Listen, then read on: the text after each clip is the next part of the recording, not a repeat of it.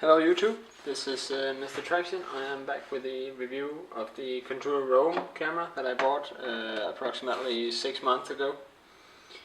At that time I did an unboxing video which can also be found on YouTube.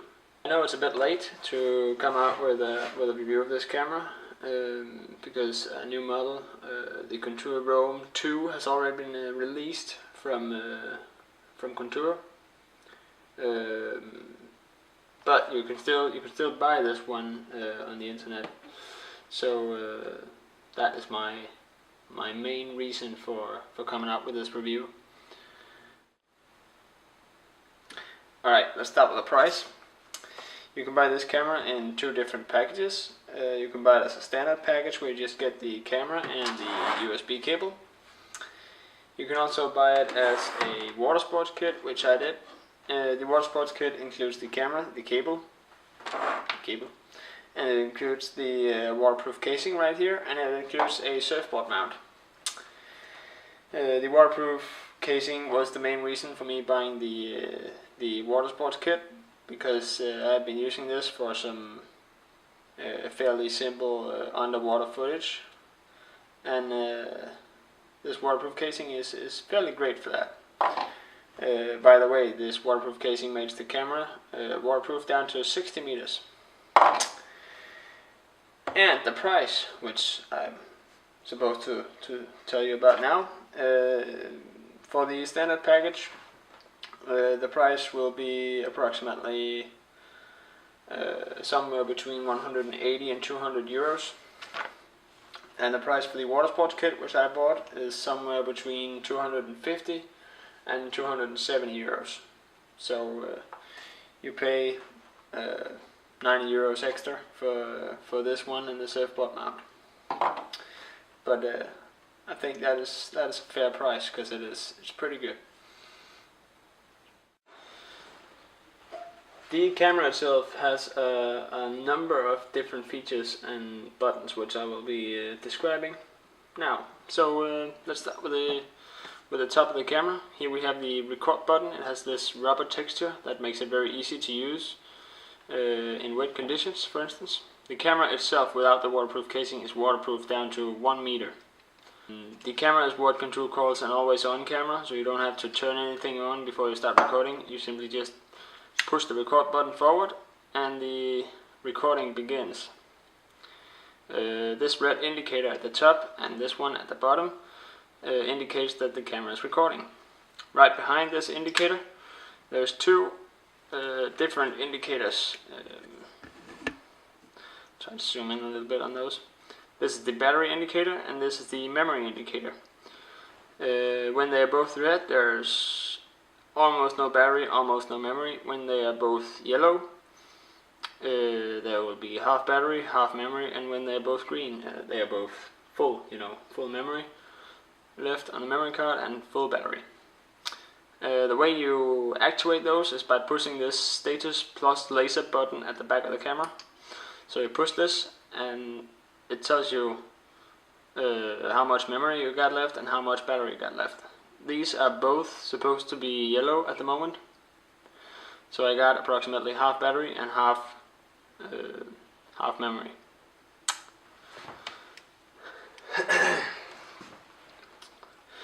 The status plus laser button is called a status plus laser button because when you push it, it activates a laser at the front of the camera. The laser tells you whether your horizon on your footage will be vertical or horizontal, and it is very useful in low light conditions because it can be hard to see the degrees on the lens. Yeah, at the side here we have this slide where you slide in the camera on the mount. It's like this double T slide. That's one on each side. On the bottom we have a standard tripod mount. At the front here we have the microphone, which I'll be explaining a little bit about later. We also have the lens right here. And at the back we have this door that secures the memory card, USB slot, and a few buttons. At the back here we also have this door lock. Right now this lock down here is locked. That little white dot right there shows that. And when you push it to the side, it becomes unlocked, and you can open this door by pushing it upward and open it up like that. Yeah. At the top up here we have this tiny little reset button that you can use for the situation that the software on the camera might fail or something. I think you can reset it. I haven't never tried it, but I think that's what it's for.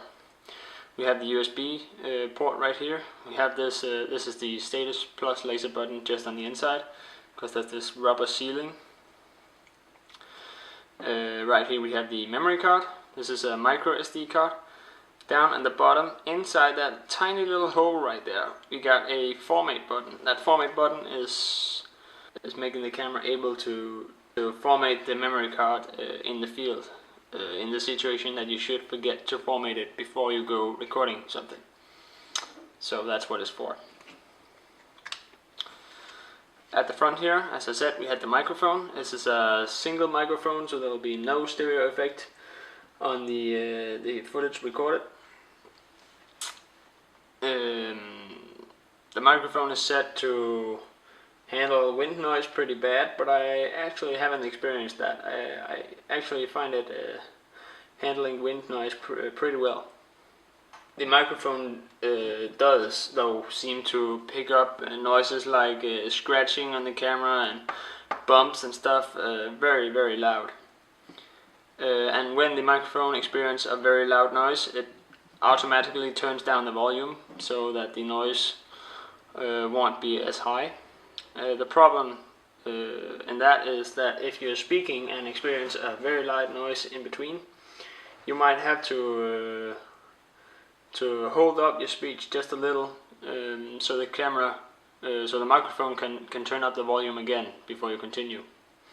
Otherwise, you won't be able to hear what you're saying. The camera can record in 4 different modes. It can record 720p in 170 degrees wide angle. It can record 1080p in 125 degrees wide angle, and it can record what is called tall HD, 960p, and it also records in a picture mode where you can record up to 60 pictures per minute. It has 2 different frame rates that you can switch between. It has 30 frames per second and 25 frames per second. This video is an HD video, 720p, recorded with my control room pointing in the driving direction on my motorcycle. I'm driving between 60 and 80 kilometers per hour, and as you can hear, the wind noise is handled pretty well.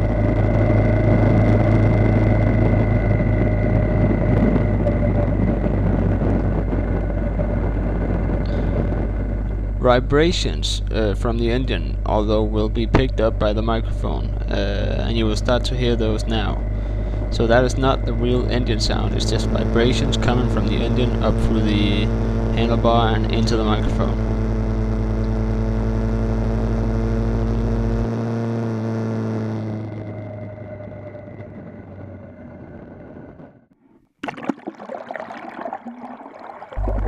This video shows the bottom of a creek. It's recorded in 720p with the control room and the waterproof casing. This was the first test I'd ever made with the waterproof casing. And as you can see, the quality is quite nice.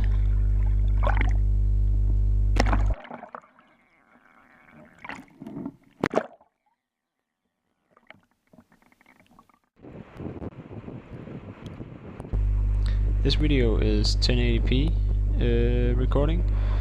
The camera is positioned on top of my bike helmet, and as you can see, I am riding my mountain bike in the forest.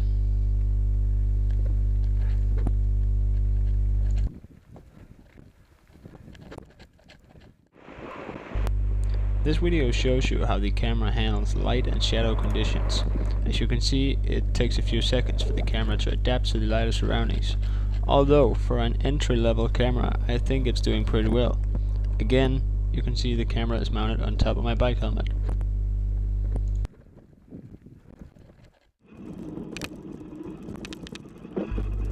This video is recorded in 960p, also known as Tall HD. The camera is mounted on side of my suspension fork on my mountain bike with the flex strap mount. For some reason, Tall HD seems to give you a better feeling of speed in the video.